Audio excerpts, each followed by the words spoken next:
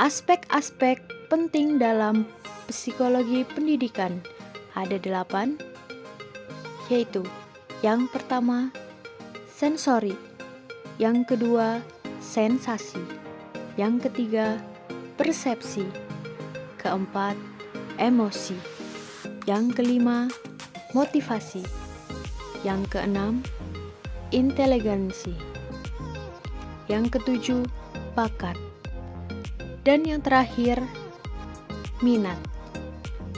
Peran psikologi pendidikan dalam pengembangan sikap positif.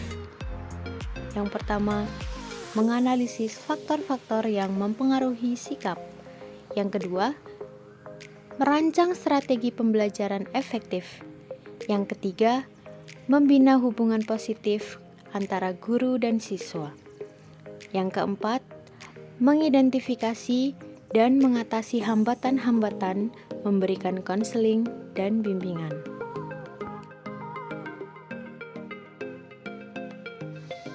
Peran psikologi pendidikan dalam pengembangan sikap positif peserta didik.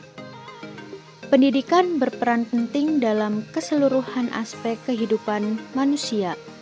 Hal itu disebabkan karena pendidikan berpengaruh langsung terhadap perkembangan seluruh aspek kehidupan manusia. Pengertian sikap peserta didik.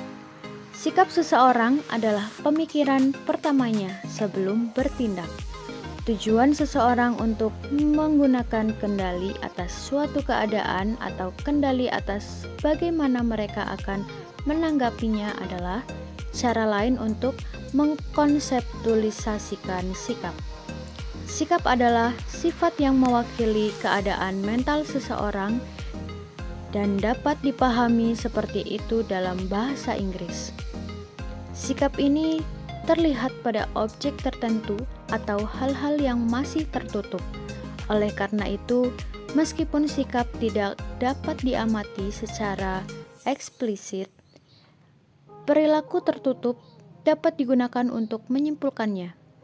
Karena sikap juga bersifat sosial, sikap seseorang harus fleksibel untuk mengakomodasi orang lain.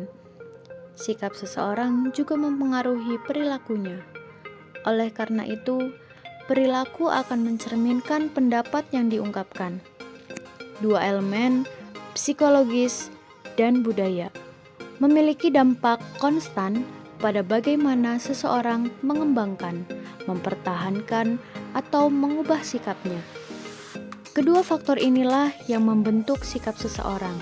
Sikap belajar yang harus dibangun pada diri peserta didik tentunya adalah sikap positif belajar. Sikap positif belajar peserta didik merupakan kecenderungan peserta didik, yakni mendekati, menyayangi, serta mengharapkan untuk belajar dan belajar. Komponen sikap belajar peserta didik. Komponen sikap yang terdiri dari 3 komponen yaitu: yang pertama, komponen kognitif, yang kedua, komponen efektif, dan yang ketiga, komponen perilaku. Contoh penerapan psikologi pendidikan dalam praktek pengembangan sikap positif di dalam kelas yaitu pembelajaran berpusat pada siswa. Yang pertama, penguatan positif. Yang kedua, motivasi intrinsik. Yang ketiga, iklim kelas positif. Adapun yang di luar kelas yaitu yang pertama, program bimbingan konseling. Yang kedua, kegiatan ekstrakurikuler. Yang ketiga, program mentor. Dan yang terakhir, keterlibatan orang tua.